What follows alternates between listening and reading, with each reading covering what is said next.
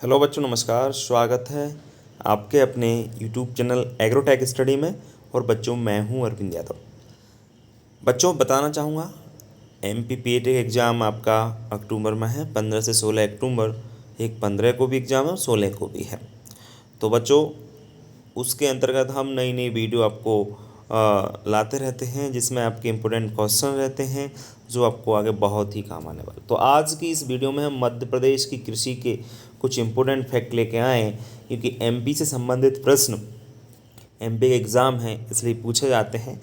तो बच्चों, वीडियो को अंत तक ज़रूर देखिएगा। ज़्यादा समय आपका ख़राब नहीं करेंगे, बस इम्पोर्टेंट फैक्ट हैं उनको अच्छी प्रकार से पढ़ लीजिएगा। और आज ही हम एक वीडियो और लेकर आएंगे बच्चों आपके लिए, मध्य प्रदेश का पशुपालन भी हम आपको बताएंगे कि पशुपालन से संबंधित भी कुछ प्रश्न जो बनते हैं, अगर एग्ज़ाम में पूछे जाते हैं तो वह उनको आप कंप्लीट कर सको। और पूछे ही जाते हैं, खैर तो आप जानते ही हैं कि एमपी से संबंधित कुछ प्रश्न तो आपके एग्ज़ाम में रहते ही रहते हैं।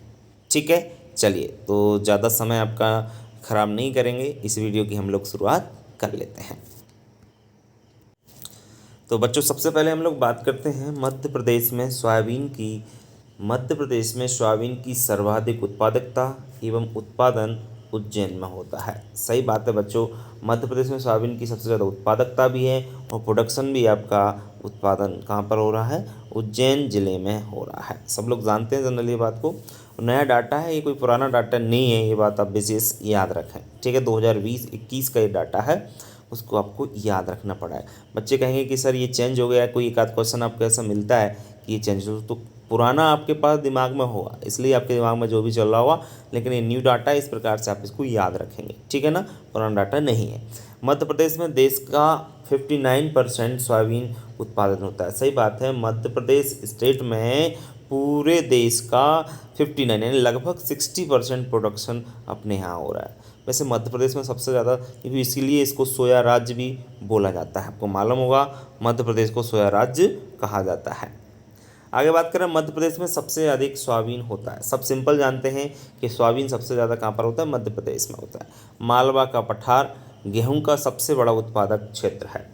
मालवा का पठार गेहूं का सबसे बड़ा उत्पादक क्षेत्र माना जा रहा है और लगभग 5 साल से हमको गेहूं में कृषि कर्मण अवार्ड भी मिल रहा है। ये कि आपको मालूम होगा, मध्य प्रदेश को लगभग लगातार 5 साल से कृषि कर्मण अवार्ड मिल रहा है। इस चीज़ की भी आपको जानकारी होना चाहिए। आगे हम बात करते हैं, सर्वाधिक मूंगफली का उत्पादन खरगोन जिले में होता है। अगर मध्य प्रदेश की हम लोग बात करें तो वैसे सबसे ज़्यादा तो वैसे गुजरात में होती है मूंगफली, लेकिन मध्य प्रदेश में किस जिले में होती है तो ध्यान रखें, खरगोन जिले में आपकी मूंगफली का सर्वाधिक प्रोडक्शन होता है। चने का प्रमुख उत्पादक क्षेत्र है होशंगाबाद क्षेत्र। जी हाँ, होशंगाबाद क्षेत्र में सबसे ज़्यादा चने का उत्पादन होता है। गन्ने का सर्वाधिक उत्पादन निमाड़ क्षेत्र में होता है। कौन से क्षेत्र में होता है? निमाड़ वाला जो क्षेत्र है आपका, वहाँ पर गन्ने का सर्वाधिक उत्पादन होता है। क्षेत्र की बात कर रहे हैं जनरली। आगे हम बात करें, राष्ट्रीय सोयाबीन अनुसंधान केंद्र कहाँ है? तो ये तो सब लोग जानते होंगे, नेशनल सोयाबीन रिसर्च सेंटर है, वो आपका इंदौर में स्थित है। इसके बाद इंदौर में देश की प्रथम जैविक खाद इकाई स्थापित की गई है। इस बात का विशेष ध्यान रखेंगे कि देश की प्रथम आपकी जैविक खाद यूनिट जो आपकी है वो कहाँ पर, ऑर्गेनिक मैन्योर यूनिट कहाँ पर स्थापित की गई है? इंदौर में। अपशिष्ट जैविक खाद संयंत्र कहाँ पर है? तो अपशिष्ट जैविक खाद आपका ग्वालियर में स्थित है बच्चों। अपशिष्ट जैविक खाद कहाँ है? अपशिष्ट जैविक खाद संयंत्र ये ग्वालियर में स्थित है। प्रदेश में पीली क्रांति का संबंध किससे है? तो सब जानते हैं, पीली क्रांति सरसों से संबंधित है। सरसों है आपकी, और हमारी दलहन आपकी तिलहनी फसल अलसी भी है, सोयाबीन के उत्पादन से भी संबंधित है। अब ये बात इसलिए क्यों है? क्योंकि पीली क्रांति ऑयल सीड प्रोडक्शन से है, और हमारे यहाँ सरसों भी होती है, अलसी भी होती है और सोयाबीन होता है। तीनों फसलें आपकी तेल वाली फसलें हैं, तो पीली क्रांति तेल उत्पादन से संबंधित है, इसलिए थोड़ा सा आप लोग इसको ध्यान रख सकते हैं। ठीक है, चलिए आगे हम लोग बात करें बच्चों, महिला किसानों के प्रशिक्षण की योजना डेनमार्क सरकार की सहायता से संचालित कर रही है। सही बात है, महिला किसानों के प्रशिक्षण की योजना जो है ये कौन से देश से लाई गई है? डेनमार्क से सरकार की सहायता से हमारे यहाँ संचालित हो रही है। कौन से देश से? डेनमार्क से। रबी को फसलों को उनालू, बहुत ही इंपॉर्टेंट क्वेश्चन है बच्चों। हमारे प्रदेश में रबी की जो फसलें होती हैं, गेहूँ, चना, मसूर, सरसों, उनको उनालू कहते हैं। तो रबी की फसलों को उनालू कहा जाता है और ये फसलें अक्टूबर नवंबर में बोई जाती हैं तथा मार्च अप्रैल में इनको काटा जाता है। मतलब अभी जस्ट बुवाई का समय इनका आना ही वाला है, ये बात आप जरूर याद रखेंगे। ठीक है, वेरी इंपॉर्टेंट क्वेश्चन था बच्चों। रबी की प्रमुख फसलें कौन कौन सी हैं सब जानते हैं, सिंपल सा क्वेश्चन है। गेहूँ है, चना, मटर, अलसी, त्योड़ा, सरसों, ये हमारे रबी की फसलें हैं। खरीफ की फसलों को स्यालू कहते हैं, बहुत इंपॉर्टेंट क्वेश्चन है। खरीफ की फसलों को मध्य प्रदेश में स्यालू बोला जाता है और ये फसलें जुलाई अगस्त में बोई जाती हैं तथा नवंबर दिसंबर में इनको काटा जाता है। वैसे अक्टूबर नवंबर में ही काट लिया जाता है जनरली, अभी सितंबर में ही आपकी कुछ सितंबर अक्टूबर मान लीजिए, इसमें इसकी कटाई भी प्रारंभ हो चुकी है स्यालू फसलों की। खरीफ फसलों में कौन कौन सी फसलें होती हैं देख सकते हैं आप लोग। खरीफ वाली फसलों में आपकी फसलें हैं जैसे चावल है, मक्का है, बाजरा है, उड़द है, मूंग है, तुअर है, कपास है, तिल है, मूंगफली, सोयाबीन, ज्वार, ये आपकी खरीफ की फसलों के नाम है। कौन कौन सी फसलें जो हैं आपकी खरीफ के सीज़न में होती हैं। बात करें आगे, रबी व खरीफ के मध्य में उगाई जाने वाली जो जायद की फसलें होती हैं, और जायद की फसलें खरबूजा, तरबूजा, ककड़ी, खीरा फसलें, हरी तरकारी एवं सब्जी प्रमुख जायद की ये फसलों के अंतर्गत आती हैं। तो सिंपल क्वेश्चन है, इनको तो आप सब लोग जानते हैं। प्रदेश में सर्वाधिक कृषि जोत का आकार हरदा जिले का, यह ध्यान रखें। सर्वाधिक कृषि जितना भी एरिया है ना, टोटल कृषि जोत वहाँ पर ज़्यादा होती है हरदे जिले में, ध्यान रखें थोड़ा सा। नेक्स्ट है आपका, प्रदेश में न्यूनतम कृषि जोत का आकार कटनी एवं नीमच जिलों में, ध्यान रखें। न्यूनतम कृषि जोत का आकार कहाँ पर है, कटनी में और नीमच जिलों में। ठीक है ना, ये न्यू डाटा है, पुराना नहीं है, इसलिए थोड़ा सा याद रखें। खंडवा एवं खरगोन को सफ़ेद सोना कपासत क्षेत्र कहा जाता है। सफ़ेद सोना या कपासत क्षेत्र कहा जाता है क्योंकि सबसे ज़्यादा जो कॉटन की खेती होती है मध्य प्रदेश में खंडवा एवं खरगोन दोनों जिलों में होती है, इसलिए इसे सफ़ेद सोना के नाम से जाना जाता है इन दोनों जिलों को। ठीक है, बात करें हम लोग आगे, राज्य का सिंचाई की दृष्टि से देश में 13वां स्थान है। याद रखें, मध्य प्रदेश का सिंचाई में अगर बात की जाए तो 13वां स्थान आता है क्योंकि सिंचाई की ज़्यादा व्यवस्था मध्य प्रदेश में नहीं है। राज्य उर्वरकों के प्रयोग की दृष्टि से देश में 21वां स्थान रखता है। जी हाँ, फर्टिलाइजर प्रयोग की बात करें तो फर्टिलाइजर प्रयोग में हमारा 21वां स्थान है। हम फर्टिलाइजर का भी ज़्यादा प्रयोग नहीं करते हैं। आपको पहला आपका पंजाब है, आपको मालूम हुआ कि पंजाब सबसे ज़्यादा फर्टिलाइजर का यूज़ करता है। राज्य में सर्वाधिक क्षेत्रफल पर सोयाबीन की खेती की जाती है, दूसरे स्थान पर गेहूँ आता है। इसमें बड़ा कन्फ्यूजन होता है क्षेत्रफल और प्रोडक्शन। राज्य में सर्वाधिक क्षेत्रफल किसका है, सोयाबीन का है, और दूसरे स्थान पर कौन आता है, गेहूँ आता है। तो कन्फ्यूज होने की बिल्कुल आवश्यकता नहीं है, जो है सो मैंने आपको बता दिया है। उत्पादन की दृष्टि से राज्य की फसलों का घटता हुआ क्रम क्रमशः क्या है, ध्यान रखें। गेहूँ सबसे ज़्यादा, फिर सोयाबीन है, फिर चना, चावल, मक्का, कपास, ज्वार। सबसे ज़्यादा गेहूँ का प्रोडक्शन, फिर सोयाबीन का, फिर चना, चावल, मक्का, कपास एवं ज्वार का नंबर आता है। कृषि योग्य भूमि के 1% भाग पर साग सब्जी पैदा की जाती है। जी हाँ, मध्य प्रदेश में कृषि योग्य भूमि जितनी भी है उसमें से सिर्फ 1% ऐसा पार्ट्स है जहाँ पर आपकी सब्जी की खेती की जाती है। गेहूँ का सर्वाधिक उपज दर कहाँ होती है, तो सर्वाधिक जो प्रोडक्टिविटी की बात करें या यील्ड की बात करें वो होती है आपकी मुरैना जिले में। पर हेक्टेयर की बात करें तो मुरैना जिले में आपकी अच्छी पैदा होती है। प्रदेश में चावल का सर्वाधिक उपज कहाँ होती है, तो वो होती है ग्वालियर में। ठीक है, क्योंकि वहाँ पर जलोढ़ मृदा पाई जाती है, एलुवियल सॉइल पाई जाती है, इस वजह से आपका चावल और गेहूँ का प्रोडक्शन भिंड, मुरैना, ग्वालियर ये जो जिले हैं इनमें सबसे ज़्यादा होता है। ठीक है बच्चों,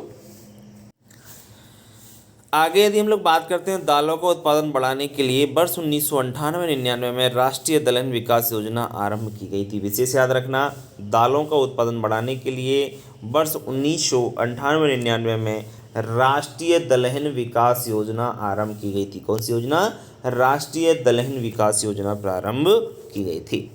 राज्य में सोयाबीन की कृषि देवास जिले में प्रारंभ हुई थी। सबसे पहले अगर प्रारंभ की बात करते हैं तो राज्य में मतलब मध्य प्रदेश में सोयाबीन की कृषि कहाँ से शुरू हुई थी, देवास जिले से ये प्रारंभ हुई थी। क्योंकि मध्य सबसे पहले आपका सोयाबीन कब आया था, अमेरिका से आया, 1960 में हमारे भारत में लाया गया था। जब 1960 में इसको लाया गया तो सबसे पहले खेती मध्य प्रदेश में की गई, और मध्य प्रदेश में किस जिले में की गई है, ध्यान रखें, देवास जिले में इसकी खेती प्रारंभ की गई थी। राज्य में उमरिया, कटनी जिलों को छोड़कर सभी जिलों में सोयाबीन की कृषि की जाती है। उमरिया और कटनी जिलों में सोयाबीन की खेती ना के बराबर होती है, इसलिए ये कह देते हैं कि उमरिया कटनी में होती ही नहीं है। वैसे तो हम जनरली ये कह सकते हैं कि संपूर्ण मध्य प्रदेश में सोयाबीन की खेती की जाती है, लेकिन उमरिया और कटनी जिले ऐसे जिले हैं जिनमें सोयाबीन की खेती कम की जाती है, आजकल तो की जाने लगी है खैर। मध्य प्रदेश को 11वां शस्य संयोजन प्रदेश में विभाजित किया गया है। देखिए मध्य प्रदेश को कितने शस्य संयोजन प्रदेशों में बांटा गया, तो ध्यान रखें 11 शस्य संयोजन प्रदेशों में इसको बांटा गया है। गेहूं चना संयोजन प्रदेश राज्य का सबसे बड़ा शस्य संयोजन प्रदेश है और यह पूर्वी मालवा एवं बुंदेलखंड क्षेत्र में स्थित है। जी हाँ बच्चों, याद रखें गेहूं चना संयोजन प्रदेश राज्य का सबसे बड़ा शस्य संयोजन है। एक देखिए जिससे 11 संयोजन है ना, उसमें से एक संयोजन का नाम है गेहूं चना संयोजन प्रदेश।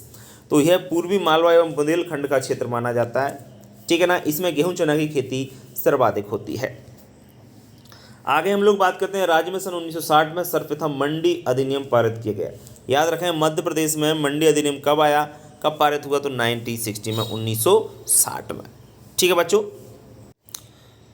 कुछ अनुसंधान केंद्र हैं, इनको भी जल्द देख लीजिए। मध्य प्रदेश के अनुसंधान केंद्र हैं, अनुसंधान केंद्र हैं, देख लीजिए। राष्ट्रीय सोयाबीन अनुसंधान केंद्र कहाँ है, इंदौर, आपको पहले ही क्लियर कर चुका हूँ। राज्य का सोयाबीन अनुसंधान केंद्र ये उज्जैन में है। राज्य का अगर बात करें तो वो उज्जैन में, और राष्ट्रीय क्योंकि नेशनल है पूरी इंडिया का है तो वो है आपका इंदौर में। चावल अनुसंधान केंद्र कहाँ है, वो है आपका बड़वानी में। कपास अनुसंधान केंद्र है कहाँ है बच्चों, ये खरगोन में स्थित है। इसके बाद एशिया का सबसे बड़ा सोयाबीन कारखाना कहाँ पर लगाया गया है, तो उज्जैन में लगाया गया। अंतर्राष्ट्रीय मक्का एवं गेहूं अनुसंधान केंद्र खमरिया जबलपुर में स्थित है। गेहूं अनुसंधान केंद्र की बात करें मध्य प्रदेश में, ये पवारखेड़ा होशंगाबाद में स्थित है। डेयरी स्टेट केंद्र कहाँ है बच्चों, ये परियट जबलपुर में है। और भारतीय अंगूर अनुसंधान केंद्र कहाँ पर है, तो रतलाम में ये स्थित है। राष्ट्रीय अंगूर अनुसंधान केंद्र। भारतीय दलहन अनुसंधान केंद्र कहाँ पर है, तो भारतीय दलहन अनुसंधान केंद्र फंदा भोपाल में स्थित है। गन्ना अनुसंधान केंद्र कहाँ पर है, तो गन्ना अनुसंधान केंद्र आपका नरसिंहपुर में स्थित है। कहाँ पर स्थित है, नरसिंहपुर में स्थित है। आगे बात करते हैं बच्चों नेक्स्ट आपके प्रथम जैविक कपास अनुसंधान केंद्र भगवंतराव मंडलोई कृषि महाविद्यालय खंडवा में स्थित है। याद रखना प्रथम जैविक कपास अनुसंधान केंद्र कहाँ पर है, भगवंतराव मंडलोई कृषि महाविद्यालय जो कि खंडवा में कॉलेज में, जो एग्रीकल्चर कॉलेज है ना वहाँ पर है खंडवा में। दलहन फसल शोध एवं तकनीकी प्रसार केंद्र तथा सूखे क्षेत्रों में कृषि संबंधी शोध के लिए अंतर्राष्ट्रीय केंद्र कहाँ पर है, ये सीहोर में स्थित है अमलोहा। कृषि अभियांत्रिकी संस्थान ये तो सब लोग जानते हैं भोपाल में स्थित है। कहाँ पर है, ये भोपाल में, जबकि ये तो नेशनल है।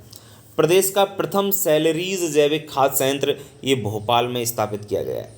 कृषि अभियांत्रिकी महाविद्यालय कहाँ पर है, एग्रीकल्चर इंजीनियरिंग कॉलेज कहाँ पर है, याद रखें ये कॉलेज जबलपुर में स्थित है। आगे हम लोग बात करते हैं बच्चों नेक्स्ट आपका उद्यान महाविद्यालय। जी हाँ, हॉर्टिकल्चर कॉलेज कहाँ पर है, ये मंदसौर में। छिंदवाड़ा में भी ये खुल गया है नया अभी। देश की प्रथम जैविक खेती इकाई ये इंदौर में है, अभी बताया था आपको मैंने। प्रदेश का प्रथम कृषि विश्वविद्यालय जवाहरलाल नेहरू कृषि विश्वविद्यालय जबलपुर में, और इसकी स्थापना कब हुई थी, 1964 में। और दूसरा कृषि विश्वविद्यालय ग्वालियर में खोला गया है। क्या नाम है उसका, आपको मालूम होना चाहिए। क्या नाम है बताइए, विजयाराजे सिंधिया कृषि विश्वविद्यालय कहाँ पर है, ग्वालियर, जिसकी स्थापना 2008 में की गई थी। ये बात आपको याद होना चाहिए। पहला जबलपुर में, याद रखें। कीटनाशक बनाने का संयंत्र कहाँ है, ये बीना में है बच्चों। बीना आपको मालूम होगा। सहकारी क्षेत्र में कीटनाशक बनाने का संयंत्र कटनी में है। और अपशिष्ट पदार्थ से जैविक खाद बनाने का संयंत्र ग्वालियर में, आपको मैं क्लियर कर ही चुका हूँ पहले। आगे यदि हम लोग बात करें पशु चारा बनाने का संयंत्र, पशु चारा बनाने का संयंत्र कहाँ पर बनाया गया है, ये धार जिले में। मध्य प्रदेश में कृषि जोत का अधिकतम आकार, ये भी मैं आपको बता चुका हूँ, ये हरदा जिले में है जनरली। मध्य प्रदेश में कृषि जोत का न्यूनतम आकार कटनी नीमच, ये भी मैं आपको क्लियर कर चुका हूँ अभी कुछ देर पहले। अटल बिहारी वाजपेयी राष्ट्रीय सहकारिता विकास एवं अनुसंधान केंद्र ये इंदौर में प्रस्तावित है, लेकिन अभी तक नहीं बनाया गया है, ये थोड़ा ध्यान रखना। अटल बिहारी वाजपेयी राष्ट्रीय सहकारिता। मल्टी मॉडल लॉजिस्टिक हब ये पवारखेड़ा होशंगाबाद में है। ठीक है बच्चों, तो आपके जितने भी जो क्वेश्चन हैं जो बनते हैं आपके एमपी से लगभग मैंने कंप्लीट करा दिए हैं। कुछ क्वेश्चन और यदि बनते हैं बाद में तो पशुपालन वाला जो वीडियो आएगा उसमें मैं जोड़ दूंगा। इससे आपको टेंशन लेनी वाली बात नहीं है। पूरा कंप्लीटली एमपी से कोई भी संबंधित प्रश्न बनता है तो सभी प्रश्न आपकी इस वीडियो के अंतर्गत आ चुके हैं। ठीक है, बस आप लोग अच्छी प्रकार से इनको पढ़ लें। ठीक है, जितनी भी फैक्ट थे मैंने क्लियर करा दी हैं। आप जो डाटा पर कह रहे हैं कि सर नया डाटा जो आया है पूरे देश का डाटा बता दीजिए कितना किसका प्रोडक्शन है, उस पर मैं लेकर आ रहा हूँ वीडियो, तो आप थोड़ा सा सब्र रखें, भूल भी जाओगे। अभी काफ़ी समय एग्जाम के लिए 1 महीना लगभग रखा हुआ है, 1 महीना नहीं लगभग 20 दिन रखे हुए हैं, तो मैं ले आऊँगा, आप टेंशन ना लें। ठीक है, चलिए मिलते हैं नेक्स्ट वीडियो में, तब तक के लिए बच्चों नमस्कार।